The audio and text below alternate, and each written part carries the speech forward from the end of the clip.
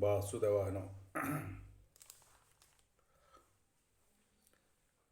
आज प्रसंग होउछि अर्जुनक विषाद एवं श्रीमद् भगवद गीता प्रथम अध्याय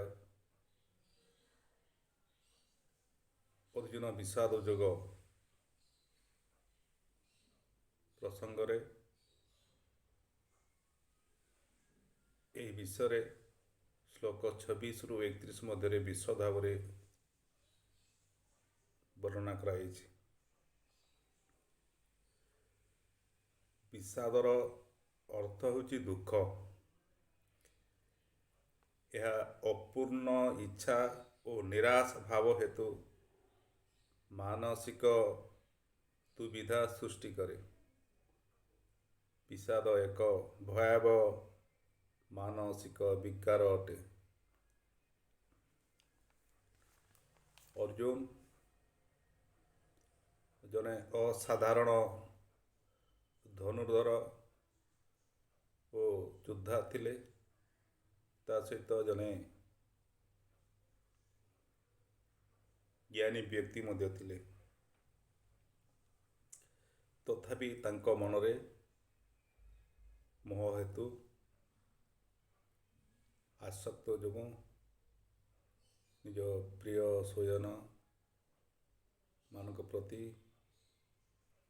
जो आसक्त होता से कारण तांको मन मध्य विषाद भाव जागृत होता और युद्ध करने को चाह नथिले। श्रीकृष्ण अर्जुन अनुरोध क्रमे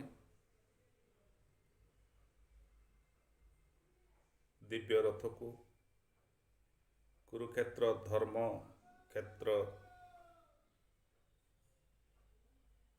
मध्य ठीक सैन्य व्यूह मझी भाव रखिले। अर्जुन कहले, हे अर्जुन, वर्तमान उपस्थित कौरव पक्ष सेना मान को देख। जेते बेले अर्जुन देखिले युद्ध करने निजर आत्मीय स्वयं उपस्थित अछंती, सेते बेले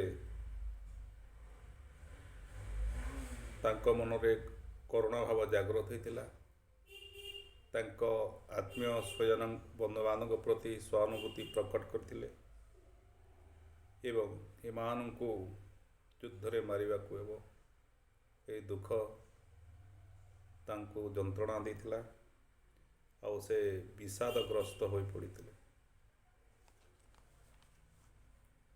एवं आमे भगवद गीतार ए श्लोकटी पढ़िबा। दृष्टेमं स्वयनं कृष्ण जुजुक्षुं समुपस्थितं सिदन्ति मम गात्राणि सुखं च परिशुष्यति विपथुश्च शरीरे मे रोमः स च जायते। अर्जुन कहले, हे जोगेश्वर श्रीकृष्ण, युद्ध पाई उपस्थित यही स्वजन मान को देखी मोर अंग शिथिल होगाकू लगुच, मुख मध्य सुखी जाउछि, मोर शरीर रे रोमांच जात होछि। ये रोमांच होछि निज स्वजन मान को हरैबार भय।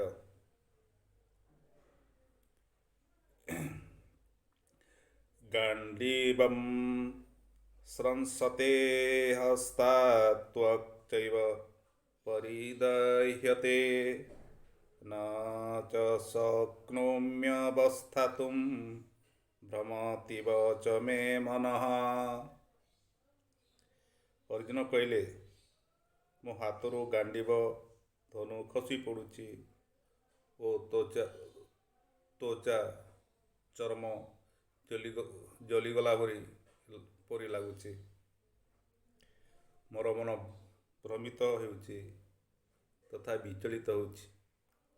ବର୍ତ୍ତମାନ ମୁଁ ଠିଆ ହୋଇପାରୁନାହିଁ। ସେ ପୁଣି ଶ୍ଲୋକ 31ରେ କହିଲେ, ହେ କେଶବ,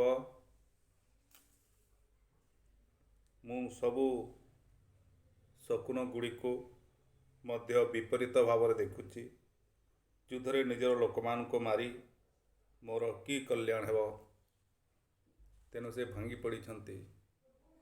ନିଜ ଲୋକମାନଙ୍କୁ ହତ୍ୟା କରି ଯେଉଁ ରାଜ୍ୟ ଭୋଗ, ଯେଉଁ ଐଶ୍ୱର୍ଯ୍ୟ ଭୋଗ କରିବେ, ତା'ର ମୂଲ୍ୟ କ'ଣ ଅଛି? ଏଣୁ ମଣିଷ ଯେତେବେଳେ ନିଜ କର୍ତ୍ତବ୍ୟ କର୍ମ କରେ,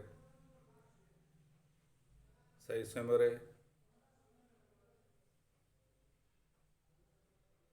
ଯେଉଁ ଆସକ୍ତ ଭାବ ଥାଏ ତାକୁ କରିବାକୁ ବାଧା ଦେଇଥାଏ। ଯେପରି ଅର୍ଜୁନଙ୍କ କ୍ଷେତ୍ରରେ ଏପରି ଘଟିଛି। ଏଠାରେ ଅର୍ଜୁନ ଭ୍ରମିତ ମନ, ଏକ ପାଗଳ ସଦୃଶ୍ୟ ଏଣେ ତେଣେ କହିଯାଉଛନ୍ତି। ସେ କ'ଣ କରିବେ କିଛି ଭାବି ପାରୁନାହାନ୍ତି ଓ ସମ୍ପୂର୍ଣ୍ଣ ବିଷାଦଗ୍ରସ୍ତ ହୋଇପଡ଼ିଛନ୍ତି। ଓମ୍ ଶାନ୍ତି ଶାନ୍ତି। ଆଜିର ପ୍ରସଙ୍ଗ ଏଠାରେ ସମାପ୍ତ ହେଲା। ଏହି ଚ୍ୟାନେଲକୁ ସବସ୍କ୍ରାଇବ୍ କରନ୍ତୁ, ଲାଇକ୍ କରନ୍ତୁ ଓ ପ୍ରେରଣା ଦିଅନ୍ତୁ। ଜୟ ଗୀତା ମାତା।